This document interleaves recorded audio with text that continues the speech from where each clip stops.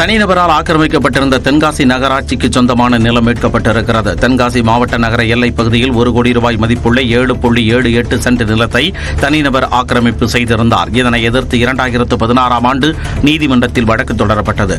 9 ஆண்டுகளுக்கு பின் மாவட்ட நீதிமன்றம் நிலத்தை மீட்க உத்தரவிட்ட நிலையில் நகர அமைப்பு அலுவலர் ஆக்கிரமிப்புகளை அகற்றி மீட்டுள்ளார்.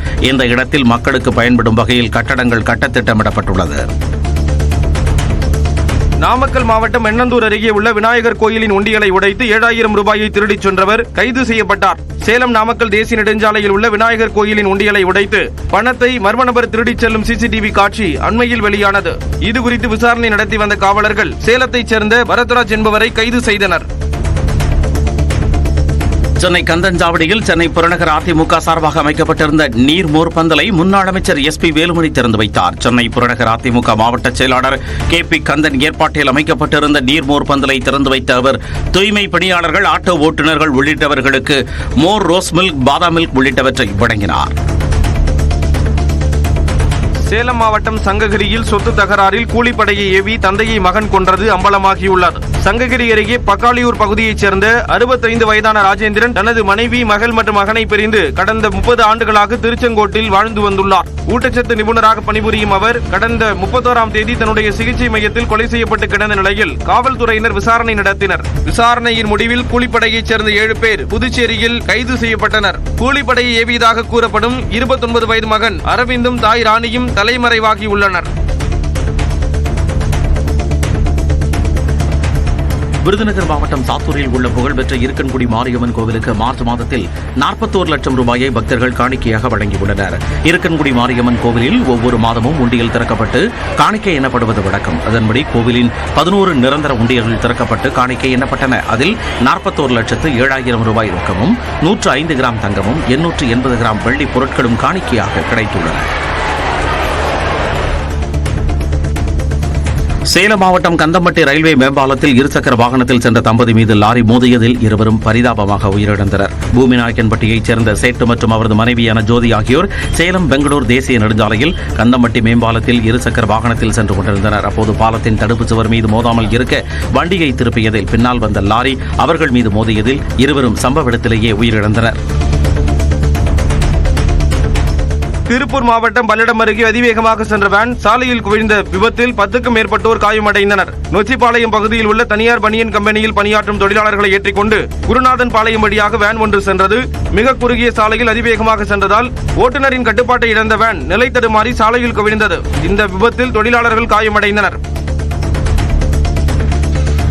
விருதுநகர் மாவட்டம் சரிவில்லிபுத்தூர் அருகே அனுமதியின்றி பட்டாசு தயாரித்த 3 பேர் கைது செய்யப்பட்டனர். வத்ராயிருப்பு அருகே சின்னக்கூட்டம் பகுதியில் தங்கேஸ்வரன் என்பவருக்கு சொந்தமான மாந்தோப்பில் காவலர்கள் சோதனை நடத்தியபோது அங்கு உரிய அனுமதியின்றி பட்டாசுகள் தயாரித்து வந்தது தெரியவந்தது. இதையடுத்து பட்டாசுகள் தயாரித்த ஏசுதாஸ், மாரிமுத்து மற்றும் மாந்தோப்பு உரிமையாளர் தங்கேஸ்வரன் உள்ளிட்ட 3 பேரையும் காவல்துறையினர் கைது செய்தனர்.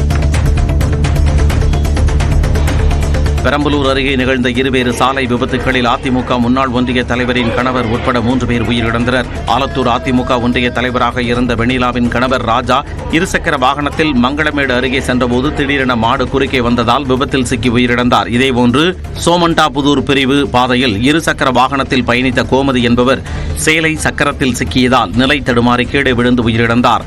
கல்பாடி பிரிவு பாதை அருகே சாலையை கடந்த சுப்பிரமணி என்பவர் அடையாளம் தெரியாத வாகனம் மோதி உயிரிழந்தார். மயிலாடுதுறை அருகே மங்கநல்லூரில் மனநலம் பாதிக்கப்பட்ட இளைஞரை மீட்டு அவரை காப்பகத்தில் ஒப்படைத்த சமூக ஆர்வலரை மக்கள் வெகுவாக பாராட்டினர். மங்கநல்லூர் கடைவீதியில் சுற்றித் திரிந்த மனநலம் பாதிக்கப்பட்ட இளைஞரை மீட்ட பாரதி மோகன் என்ற இளைஞர் அவருக்கு முடித்திருத்தம் செய்து குடிக்க வைத்து புத்தாடைகள் அணிவித்தார். இதனைத் தொடர்ந்து மனநல காப்பகத்தில் அவர் ஒப்படைக்கப்பட்டார்.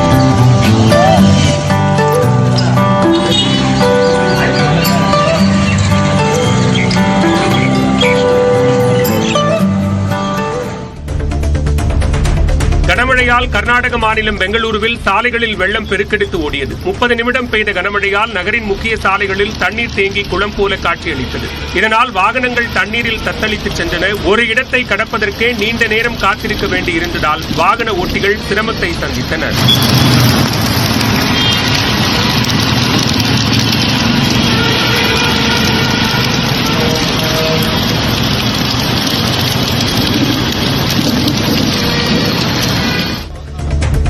உத்தரப்பிரதேச மாநிலம் பிலிபித் நகரில் உள்ள சந்தையில் திடீரென தீ விபத்து ஏற்பட்டது. அங்குள்ள ஷோரூமில் ஏற்பட்ட தீயை 3 வாகனங்கள் மூலம் அணைக்கும் பணியில் தீயணைப்பு வீரர்கள் ஈடுபட்டனர். நல்வாய்ப்பாக உயிர் சேதம் எதுவும் ஏற்படவில்லை. மின்கசிவு காரணமாக தீ விபத்து ஏற்பட்டதா அல்லது வேறு ஏதேனும் காரணமா என்ற கோணத்தில் விசாரணை நடைபெற்று வருகிறது.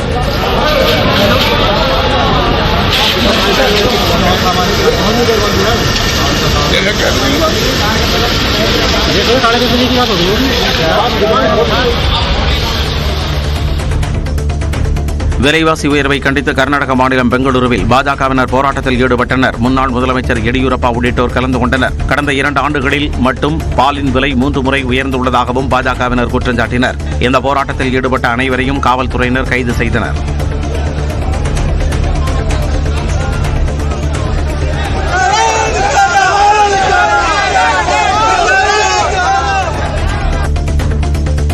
வக்பு வாரிய திருத்த சட்டத்திற்கு எதிராக மேற்குவங்க மாநிலம் கொல்கத்தாவில் காங்கிரஸ் கட்சியினர் சார்பில் பேரணி நடைபெற்றது. மக்களவையில் வக்பு வாரிய சட்டம் நிறைவேற்றப்பட்டதற்கு எதிர்ப்பு தெரிவிக்கும் வகையில் பதாகைகள் ஏந்தி ஏராளமானவர்கள் பேரணியில் கலந்து கொண்டனர். வக்பு வாரிய திருத்த சட்டத்தை திரும்பப் பெற வலியுறுத்தி முழக்கங்கள் எழுப்பினர்.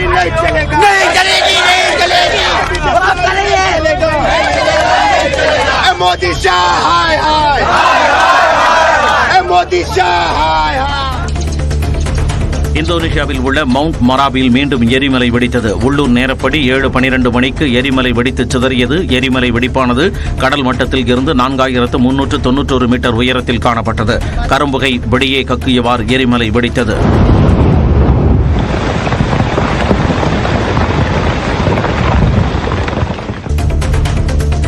நாமக்கல்லில் முட்டை விலை 20 காசு குறைந்து $4.45 நிர்ணயிக்கப்பட்டது. கடந்த 30ஆம் தேதி $4.65 உயர்ந்த முட்டை விலை கடந்த 4 நாட்களாக அதே மாற்றமின்றி நீடித்தது. இந்நிலையில் தேசிய முட்டை ஒருங்கிணைப்பு குழு கூட்டத்தில் முட்டை விலை 20 காசு சரிவடைந்தது. பிராய்லர் கோழி விலை உயிருடன் 1 கிலோ $118 முட்டை கோழி விலை 1 கிலோ $85 நிர்ணயிக்கப்பட்டது. நெல்லை மாவட்டம் கல்லிடைக்குறிச்சியில் தெருநாய் ஒன்று 2 வயது ஆண் குழந்தையை கடித்த சிசிடிவி காட்சி நெஞ்சை பதற வைத்துள்ளது.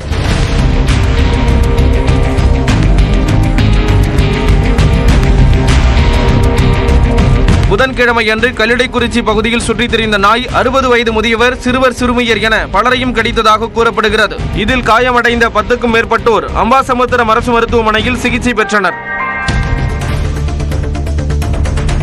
கடலூரில் ஒப்பந்த பணிகளை சரியாக முடித்து தராத ஒப்பந்ததாரரிடம் மேயர் சுந்தரி ராஜா சரமாரியாக கேள்வி எழுப்பினார். கடலூர் முதுநகரில் பக்தவச்சலம் மார்க்கெட் மற்றும் மீன் மார்க்கெட் செயல்பட்டு வந்த பகுதியில் 150 கடைகள் கட்ட ஒப்பந்தம் போடப்பட்ட நிலையில் 80 கடைகள் மட்டுமே கட்டப்பட்டுள்ளன. இதனால் பணிகளை உடனடியாக நிறுத்த உத்தரவிட்ட மேயர் அதற்கான தொகையையும் ஒப்பந்ததாரருக்கு விடுவிக்காமல் தடுத்தார்.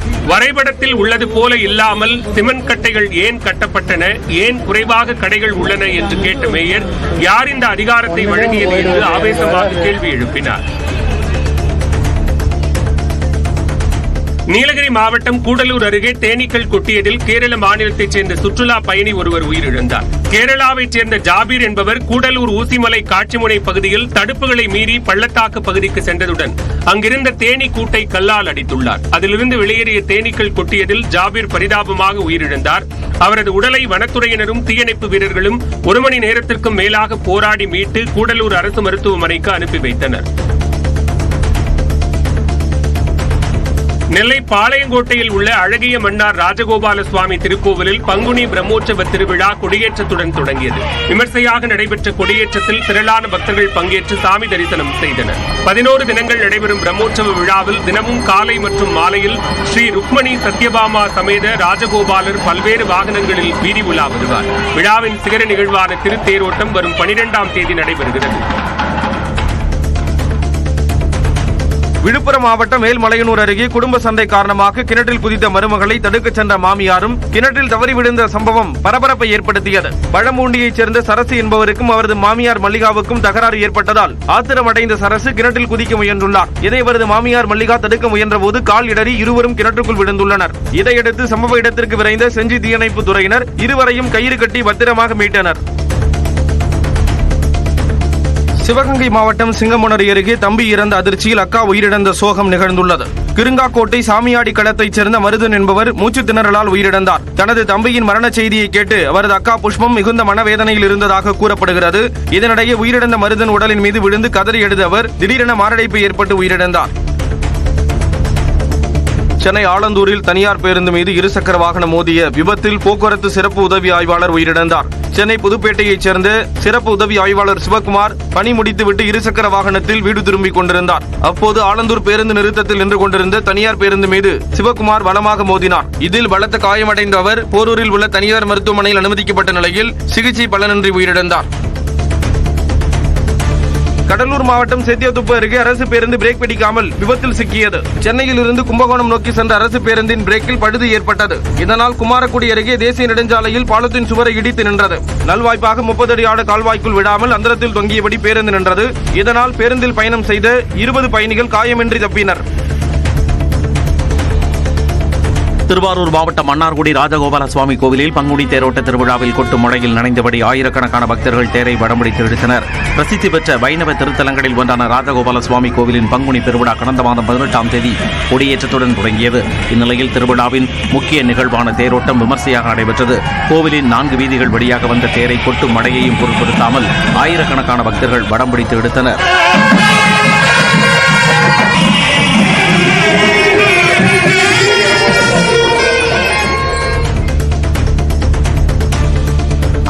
மாநிலத்தில் பறவை காய்ச்சலால் 2 வயது பெண் குழந்தை உயிரிழந்தது அதிர்ச்சியை ஏற்படுத்தியுள்ளது. பல்நாடு மாவட்டம் நரசராவ்பேட்டையில் 2 வயது பெண் குழந்தை ஒன்று சமைக்காத கோழி இறைச்சி துண்டை சாப்பிட்டதாக தெரிகிறது. இதனால் உடல்நலம் பாதிக்கப்பட்ட குழந்தையை மருத்துவமனையில் அனுமதித்த நிலையில் சிகிச்சை பலனின்றி உயிரிழந்தது. குழந்தையின் உடல் மாதிரிகளை பரிசோதித்த தேசிய வைரலாஜி நிறுவனம் பறவை காய்ச்சலால் குழந்தை இறந்ததை உறுதி செய்தனர். கர்நாடக மாநிலம் பெங்களூருவில் வீட்டில் நுழைந்த சிறுத்தையால் குடியிருப்பு வாசிகள் அச்சமடைந்தனர். பன்னேருக்கட்டா தேசிய பூங்காவை ஒட்டி அமைந்துள்ள வெள்ளாரெட்டி பகுதியில் சிறுத்தை மற்றும் யானைகள் நடமாட்டம் அதிகமாக இருப்பதாக கூறப்படுகிறது. இந்த நிலையில் அங்கு வசித்து வரும் வெங்கடேஷ் என்பவரின் வீட்டில் சிறுத்தை ஒன்று நுழைந்தது. இதனை கண்ட குடும்பத்தினர் வீதியில் உறைந்தனர்.